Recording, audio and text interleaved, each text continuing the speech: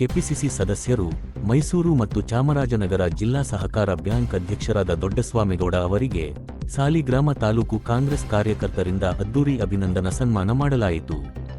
ಸಾಲಿಗ್ರಾಮ ಪಟ್ಟಣದ ಶ್ರೀ ಯೋಗನರಸಿಂಹ ಸ್ವಾಮಿ ದೇವಾಲಯದಿಂದ ಪಟಾಕಿ ಸಿಡಿಸಿ ನಗಾರಿ ಸದ್ದಿನೊಂದಿಗೆ ಬೃಹತ್ ಕಾರ್ಯಕರ್ತರು ಸೇರಿ ದೊಡ್ಡಸ್ವಾಮಿಗೌಡ ಅವರನ್ನ ಕರೆತರಲಾಯಿತು.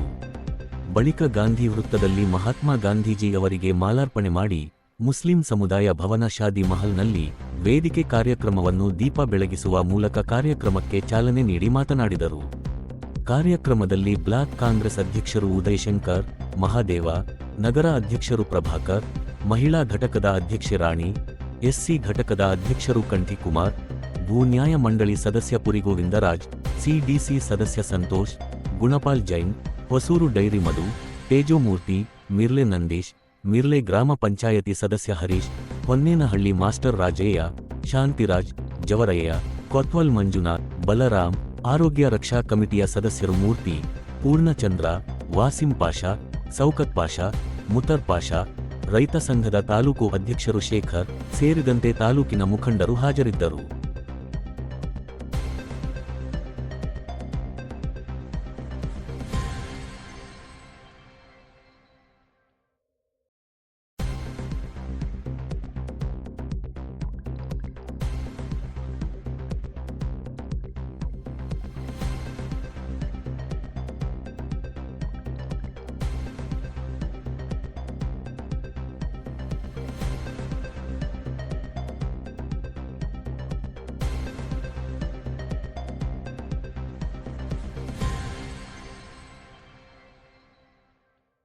ಇವತ್ತು ಸನ್ಮಾನವನ್ನ ಸ್ವೀಕಾರ ಮಾಡ್ತಾ ಇರೋದು ನಿಮ್ಮೆಲ್ಲರ ಆಶೀರ್ವಾದವನ್ನ ಪಡೆಯುವಂತ ಒಂದು ಕಾರ್ಯಕ್ರಮ.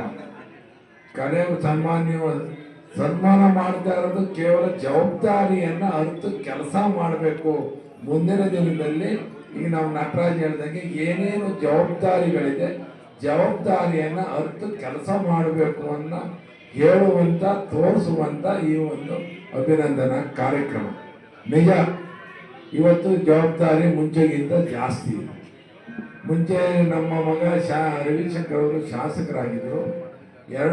ಚಾಮರಾಜನಗರ ಜಿಲ್ಲೆಯ 2 ಜಿಲ್ಲೆಯ ನಮ್ಮ 317 ಸಹಕಾರ ಸಂಘಗಳ ಸದಸ್ಯರ, ರೈತರ ಅವರ ಕಷ್ಟ ಕಾರ್ಪಣ್ಯಗಳನ್ನು ನೋಡುವಂತ 2 ಜಿಲ್ಲೆಯ ಜನರಿಗೆ, ರೈತಾಪಿ ವರ್ಗಕ್ಕೆ ಸಹಾಯ ಮಾಡುವಂತ ಜವಾಬ್ದಾರಿ ಕೂಡ ಈಗ ನನಗೆ ಸಿಕ್ಕಿದೆ. ಆ ಜವಾಬ್ದಾರಿಯನ್ನು ನೀಡಿದಂತ ನಮ್ಮೆಲ್ಲರ ನಾಯಕರು, ಈ ರಾಜ್ಯದ ಜನಪ್ರಿಯ ಮುಖ್ಯಮಂತ್ರಿಗಳಾದಂಥ ಸಿದ್ದರಾಮಯ್ಯನವ್ರಿಗೆ, ಮಾನ್ಯ ಉಪಮುಖ್ಯಮಂತ್ರಿಗಳಾದಂಥ ಡಿ ಕೆ ಶಿವಕುಮಾರ್ ಸಾಹೇಬರಿಗೆ, ನಮ್ಮ 2 ಜಿಲ್ಲೆಯ ಉಸ್ತುವಾರಿಗಳಾದಂಥ ಡಾಕ್ಟರ್ ಮಾದೇವಪ್ಪನವ್ರಿಗೆ, ವೆಂಕಟೇಶ್ ಅವರಿಗೆ, ಹಾಗೂ 2 ಜಿಲ್ಲೆಯ ಶಾಸಕರುಗಳಿಗೆ, ಹಾಗೂ ಎಲ್ಲ ನನ್ನ ನಿರ್ದೇಶಕರಿಗೆ, ವೋಟ್ ಹಾಕ್ತಂದಂಗೆ ಸಹಾಯ ಮಾಡೋದು ಎಲ್ಲ ನಿರ್ದೇಶಕರಿಗೆ ನಾನು ಮೊದಲನೇದಾಗಿ ಧನ್ಯವಾದಗಳನ್ನು ಸಲ್ಲಿಸ್ತಾ. ಯಾಕಂದ್ರೆ ಇದು ಅಪೂರ್ವವಾಗಿ ಸಿಕ್ಕಿರುವಂಥ ಸ್ಥಾನ. ಈ ಸ್ಥಾನಕ್ಕೆ ನಾನು ಹೋಗ್ತೀನಿ ಅಂತ ಕೂಡ ನನ್ನ ಕನಸು ಮನಸ್ಸನ್ನು ನೆನೆಸ್ತಾನ ಅಲ್ಲ. ಏನೋ ಅನಿರೀಕ್ಷಿತವಾಗಿ ನಾವು ಹೈಕಮಾಂಡು ಎಲ್ಲ ಶಾಸಕರುಗಳು ಜವಾಬ್ದಾರಿಯನ್ನು ಕೊಡ್ತೀವಿ. ಈ ಸಾರಿ ನೀವು ಕಾಂಗ್ರೆಸ್ ಪಕ್ಷದ ಅಧಿಕಾರವನ್ನ ಇವತ್ತು MCDC ಬ್ಯಾಂಕ್ನಲ್ಲಿ ಹಿಡಿಬೇಕು.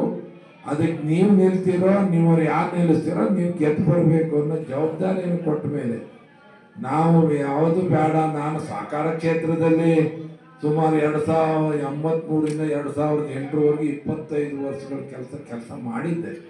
ಆದರೂ ಇಲ್ಲಿಗೆ ಬಂದ ಮೇಲೆ ನನಗೆ ಬೇಡಪ್ಪ, ಯಾರೋ ಮಾಡ್ಕೊಂಡು ಹೋಗ್ತಾರೆ, ಮಾಡ್ಕೊಂಡು ಹೋಗ್ಲಿ, ನನಗೆ ಬೇಡ ಅಂತೇಳಿ ನಾವೇ ನಿಂತು ಬೇರೆಯವ್ರನ್ನು ಕೂಡ ಆ ಬ್ಯಾಂಕಿಗೆ ನಿರ್ದೇಶನ ಕಳಿಸ್ತಾ ಇದ್ದೆ. ಆದರೆ ಏನೋ ಹೈಕಮಾಂಡ್ ನಿರ್ದೇಶನಕ್ಕೆ ನಾನು ನಿಲ್ಲಬೇಕಾಯಿತು. ನಿಂತ ಮೇಲೆ ಎಲ್ಲ ನಟರಾಜ್ ಹೇಳ್ದಂಗೆ, ನಟರಾಜ್ ಕೂಡ ನನಗೊಬ್ಬರು ಬರ್ತಾರೆ, ಅವರೊಬ್ಬರು ಡೆಲಿಗೇಟ್ ಆಗಿರು. ಆ ಥರ 14 ಜನ ನನಗೆ ಓಟ್ ಹಾಕಿದ್ರು. ನಾನು ಅವಾಗ ನಿರ್ದೇಶನ ಆಯ್ಕೆ ಆದೆ. ಅದಾದ ಮೇಲೆ ಎಲ್ಲ ನಿರ್ದೇಶಕರು ನಾನು ಹೇಳ್ದಂಗೆ ಎಲ್ಲ ನಮ್ಮ ನಾಯಕರುಗಳ ಆಶೀರ್ವಾದದಿಂದ ಇವತ್ತು ಅಧ್ಯಕ್ಷನಾಗಿದ್ದೀನಿ. ಇವತ್ತು ಹೆಚ್ಚಿನ ಜವಾಬ್ದಾರಿ ಕೂಡ ನನಗಿದೆ. ನಿಜ, ಇವತ್ತು ಈ ಒಂದು ಜವಾಬ್ದಾರಿ ಇದೆಲ್ಲ ಬಹಳ ಜವಾಬ್ದಾರಿಯುತವಾದದ್ದು. ಇವತ್ತು ನಮ್ಮ ರೈತಾಪಿ ವರ್ಗಕ್ಕೆ ಇಷ್ಟು ಬ್ಯಾಂಕ್ ಪ್ರಾರಂಭವಾಗಿ ಸುಮಾರು 70 ವರ್ಷಗಳಾಗಿದೆ. 1955ನೇ ಇಸ್ವಿಯಲ್ಲಿ ಈ ಬ್ಯಾಂಕ್ ಪ್ರಾರಂಭ ಆಗಿದ್ದು, ಇದು 70 ವರ್ಷಗಳಾಗಿದೆ ಪ್ರಾರಂಭ ಆಗಿ. ಈ ಬ್ಯಾಂಕಿನ ಮುಖಾಂತರನೇ ನಾವು ರೈತರಿಗೆ ಸಾಲವನ್ನು ಕೊಡೋದು. ರೈತರಿಗೆ ವಿವಿಧ ಬೇರೆ ಬೇರೆ ಬರೀ KCC ಸಾಲ ಅಲ್ಲ, ಇವತ್ತು ರೈತರಿಗೆ ಟ್ರ್ಯಾಕ್ಟರ್ ತಗೊಳ್ಬೇಕಾದ್ರೆ ಸಾಲ ಕೊಡ್ತೀವಿ, ಬೋರ್ವೆಲ್ ಹಾಕ್ಸ್ಬೇಕಾದ್ರೆ ಸಾಲ ಕೊಡ್ತೀವಿ, ಮನೆ ಮೇಲೆ ಸಾಲ ಕೊಡ್ತೀವಿ, ಮನೆ ಕಟ್ಲಿಕ್ಕೆ ಸಾಲ ಕೊಡ್ತೀವಿ, ಚಿನ್ನದ ಮೇಲೆ ಸಾಲ ಕೊಡ್ತೀವಿ. ಹೀಗೆ ಅವ್ರಿಗೆ ಬೈಕ್ ತಗೋಬೇಕು ಸಾಲ ಕೊಡ್ತೀವಿ, ಕಾರ್ ತಗೊಳ್ಬೇಕಾದ್ರೆ ಸಾಲ ಕೊಡ್ತೀವಿ. ಎಲ್ಲ ರೀತಿಯ ಸಾಲವನ್ನು ಕೂಡ ಹಸು ತಗೊಳ್ಳೋದಕ್ಕೂ ಸಾಲ ಕೊಟ್ಟಿದ್ದೀವಿ ಮುಂಚೆ. ಈಗ ಅದನ್ನು ಮಾಡಬೇಕು.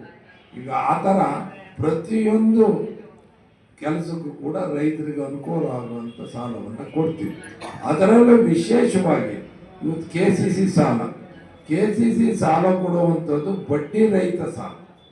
ಈಗ ಆ ಬಡ್ಡಿಯನ್ನು ಸರ್ಕಾರ ಕಟ್ಕೊಟ್ಟು ಬ್ಯಾಂಕ್ಗೆ, ಸೊಸೈಟಿಗೆ, ನಮ್ಮ ಸೊಸೈಟಿಗಳ ಮುಖಾಂತರ ಬಡ್ಡಿ ರಹಿತವಾದಂಥ ಸಾಲವನ್ನು ರೈತರಿಗೆ ಇವತ್ತು 5 ಲಕ್ಷದವರೆಗೆ ಕೊಡ್ತಾ ಇದ್ದೀವಿ. ಅದರ ಸದುಪಯೋಗವನ್ನು ರೈತರು ಪಡ್ಕೊಳ್ಬೇಕು.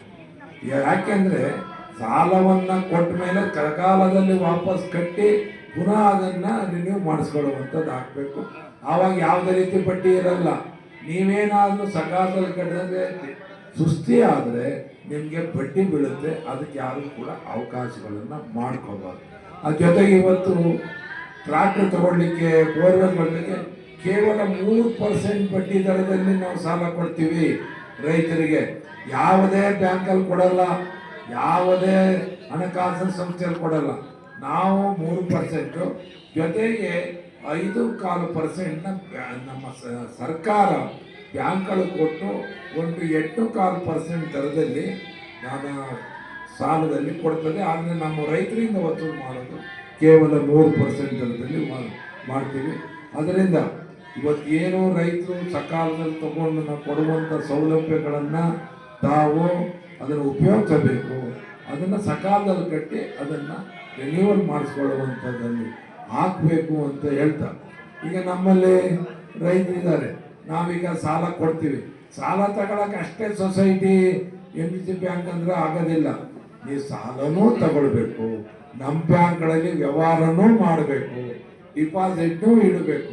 ಎಲ್ಲ ನಾವು ನಿಮ್ಮ ಸಹಕಾರ ಮಾಡುವಾಗ ಏನು ಒಂದಾಗಿದೆ ನಮ್ಮ ರೈತರಲ್ಲಿ, ಸಾಲ ನಮ್ಮ ಹತ್ರ ತಗೊಳ್ಳೋದು, ದುಡ್ಡು ತೊಗೊಂಡೋಗಿ ನ್ಯಾಷನಲೈಸ್ ಬ್ಯಾಂಕಲ್ಲಿ. ಇದು ಆಗಬಾರ್ದು. ನಿಮ್ಮಲ್ಲಿ ವಿನಂತಿ, ಕೈ ಮುಗಿದು ನಾನು ಪ್ರಾರ್ಥನೆ ಮಾಡ್ತೇನೆ. ಬ್ಯಾಂಕ್ ಇದ್ದರೆ ನೀವಿರ್ತೀರ, ನಾವಿರ್ತೀವಿ. ಬ್ಯಾಂಕು ನಿಮ್ಗೆ ಎಲ್ಲ ರೀತಿಯ ಸೌಲಭ್ಯ ಕೊಡ್ತಾ ಇದೆ, ಸರ್ಕಾರ ನಿಮ್ಗೆ ಸೌಲಭ್ಯ ಕೊಡ್ತಾ ಇದೆ. ನೀವು ಅದೇ ರೀತಿ ಬ್ಯಾಂಕನ್ನು ಬೆಳೆಸುವಂಥ ಕೆಲಸವನ್ನು ಮಾಡಬೇಕು. ಈಗ ನಮಗೆ ನಬಾರ್ಡಿಂದ ಬರೋದು 350 ಕೋಟಿ ಅಷ್ಟೇ.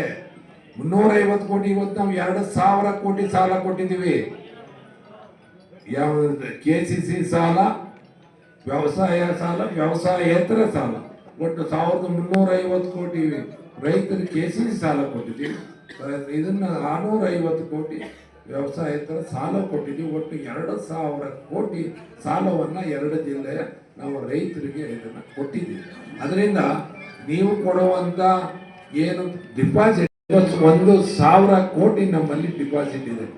MCDC ಬ್ಯಾಂಕ್ನಲ್ಲಿ 1,000 ನಿಮ್ಮ ಷೇರು ಇರುವಂಥ ಡಿಪಾಸಿಟ್ಟು, ನಬಾರ್ಡ್ನಲ್ಲಿ ಕೊಡುವಂಥ ಹಣ ಎಲ್ಲ ಸೇರಿಸಿ ಇವತ್ತು ನಾವು ಸದಸ್ಯರಿಗೆ ಸಾಲವಾಗಿ ಕೊಡ್ತಾ ಇದ್ದೀವಿ. ಅದರಿಂದ ಮುಂದಿನ ದಿನಗಳಲ್ಲಿ ಯಾರ್ಯಾರು ನಮ್ಮ ರೈತರು ಎಲ್ಲರೂ ಇದ್ದೀರಾ, ಇವರು ಹೆಚ್ಚು ಕಡಿಮೆ ಎಲ್ಲರೂ ಕೂಡ ಸೊಸೈಟಿ ಮುಖಾಂತರ ಸಾಲ ತಗೊಳ್ಳೋರೇ ಇದ್ದಾರೆ. ಒಂದಲ್ಲ ಒಂದು ರೀತಿ ಸಾಲ ತಗೊಳ್ತೀರ. ಆದರೆ ವ್ಯವಹಾರವನ್ನು ಕೂಡ ಇನ್ನು ಮುಂದೆ ನೀವು ನಮ್ಮ MCDC ಬ್ಯಾಂಕ್ ಇವತ್ತು ಬೇರೆದಲ್ಲಿದೆ, ಹೊಸೂರಲ್ಲಿದೆ, ಕ್ಯಾರ್ನಗರದಲ್ಲಿದೆ. ಈ ಬ್ಯಾಂಕ್ಗಳ ಮುಖಾಂತರ ನೀವು ವ್ಯವಹಾರಗಳನ್ನು ಮಾಡಬೇಕು, ಡಿಪಾಸಿಟ್ಗಳು ಇಡಬೇಕು ಅಂತ ತಮ್ಮಲ್ಲಿ ವಿನಂತಿ ನಾವು ಮಾಡ್ತಾ, ನಿಜ ಇವತ್ತು ನಮ್ಮ ಮಗ ಶಾಸಕರಾಗಿದ್ದಾರೆ. ಶಾಸಕರಾಗಿ ನಾವೊಬ್ಬರು ಏನು ಮಾಡೋಕ್ಕೆ ಸಾಧ್ಯ ಇಲ್ಲ. ನಿಮ್ಮೆಲ್ಲರ ಆಶೀರ್ವಾದದಿಂದ ಇವತ್ತು ಬಲರಾಮ್ ಹೇಳಿದಾಗ 25,650 ಓಟ 605 ಅಂತರದಿಂದ ಗೆಲ್ಲಿಸಿದ್ದು ನೀವು. ಆ ಕ್ರೆಡಿಟ್ ಏನಿದ್ರು ನಿಮಗೆ ಸೇರಬೇಕು. ನಿಮಗೆ ಕೊಟ್ಟಂಥ ಅಧಿಕಾರದಲ್ಲಿ ಇವಾಗ ಸುಮಾರು 700 ಕೋಟಿಗೂ ಹೆಚ್ಚು ಅನುದಾನವನ್ನು ತಂದು 2 ತಾಲೂಕುಗಳ ಅಭಿವೃದ್ಧಿ ಮಾಡ್ತಾ ಇದ್ದೀವಿ. ಇವತ್ತು ನಾವು ನೆಕ್ಸ್ಟು ಈ PWD ರಸ್ತೆ ಯಾವ್ದಾರು ಇದೆಯಪ್ಪ ಅಂತ ಹುಡುಕ್ಬೇಕಾಯ್ತದೆ ಕೆಲಸ ಮಾಡೋಕ್ಕೆ. ಎಲ್ಲ ರೋಡು ಕೂಡ ಅನುದಾನ ಹಾಕಿದ್ದೀವಿ. ನಿಮಗೆ ಇನ್ನೊಂದು ವರ್ಷದಲ್ಲಿ ನಾವು ಎಲ್ಲ ರಸ್ತೆಗಳು ಏನಿರ್ತವೆ ಅಂತ ನಿಮಗೆ ಗೊತ್ತಾಗುತ್ತೆ. ಈಗ ನಾವು ಪ್ರಾರಂಭ ಮಾಡಿದ್ದೀವಿ, ಟೆಂಡರ್ಗಳಾಗಿದೆ, ಕೆಲಸ ನಡೀತಾ ಇದೆ. ಅದು ಏನಾಗಿದೆ ಅನ್ನೋದು ಇನ್ನೊಂದು ವರ್ಷ ಆದಮೇಲೆ ಗೊತ್ತಾಗುತ್ತೆ ಎಷ್ಟು ರಸ್ತೆಗಳ ಕೆಲಸ ಆಗಿದೆ ಅನ್ನೋದು ಕೂಡ. ಏನು 15 ವರ್ಷಗಳಿಂದ ಕೆಲಸಗಳಾಗದೆ ಅಭಿವೃದ್ಧಿ ಕುಂಠಿತವಾಗಿತ್ತು, ಅವೆಲ್ಲ ಕೆಲಸಗಳನ್ನು ಹಂತವಾಗಿ ಪೂರೈಸ್ಕೊಂಡು ಬರ್ತಾ ಇದ್ದೀವಿ. ಏನು ಇವತ್ತು ಗ್ಯಾರಂಟಿ ಕಾರ್ಯಕ್ರಮಗಳ ಜೊತೆಗೆ ಇವತ್ತು 5 ಗ್ಯಾರಂಟಿಗಳನ್ನು ಕೊಟ್ಟಿದ್ದೀವಿ. ಫ್ರೀ ಬಸ್ ಇರ್ಬೋದು, ಫ್ರೀ ಕರೆಂಟ್ ಇರ್ಬೋದು, ಗೃಹಲಕ್ಷ್ಮಿ ಯೋಜನೆಯಲ್ಲಿ ನಮ್ಮ ಮಹಿಳೆಯರಿಗೆ ಕೊಡುವಂಥದ್ದಿರ್ಬೋದು, ನಮ್ಮ ರೇಷನ್ ಅನ್ನ ವಿದ್ಯಾಸಿರಿಯನ್ನು ಕೊಡೋದು, ಇವೆಲ್ಲ ಕಾರ್ಯಕ್ರಮಗಳ ನಡುವೆ ಇವತ್ತು ಒಂದು ಕ್ಷೇತ್ರಕ್ಕೆ ಗ್ಯಾರಂಟಿ ಕಾರ್ಯಕ್ರಮಗಳಿಗೆ ಸುಮಾರು 250 ಕೋಟಿ ಖರ್ಚಾಗ್ತದೆ. ಈಗ 3 ವರ್ಷ ಆಗ್ತಾ ಬಂತು. 3 ವರ್ಷದಲ್ಲಿ ಸುಮಾರು 750 ಕೋಟಿ ಗ್ಯಾರಂಟಿ ಕಾರ್ಯಕ್ರಮಗಳಿಗೆ ಹೋಗುತ್ತೆ. ನಮ್ಮ ಅಭಿವೃದ್ಧಿಗೆ ಆ ಗ್ಯಾರಂಟಿ ಕಾರ್ಯಕ್ರಮಗಳಿಲ್ಲ ಅಂದರೆ ಇಷ್ಟೊತ್ತಿಗೆ ಯಾವ ಊರು ಗೇರಿ ಯಾವನ್ನು ಎಲ್ಲ ಹುಡುಕ್ಬೇಕಾಯ್ತು. ರಸ್ತೆ ಆಧಾರಿತ ತೋರ್ಸ್ರಪ್ಪ ಮಾಡ್ತೀವಿ, ಅಷ್ಟು ಮಟ್ಟ ಅನುದಾನ ಸಿಗ್ತಾ ಇತ್ತು. ಆದರೂ ಕೂಡ ಗ್ಯಾರಂಟಿ ಕಾರ್ಯಕ್ರಮಗಳ ಜೊತೆಯಲ್ಲಿ ಇವತ್ತು ಅಭಿವೃದ್ಧಿ ಕೆಲಸ ಕೂಡ ಇವತ್ತು ಸರ್ಕಾರ ಹಣವನ್ನು ಕೊಟ್ಟು ಇವತ್ತು ಅಭಿವೃದ್ಧಿಯನ್ನು ಮಾಡ್ತಾ ಇದೆ.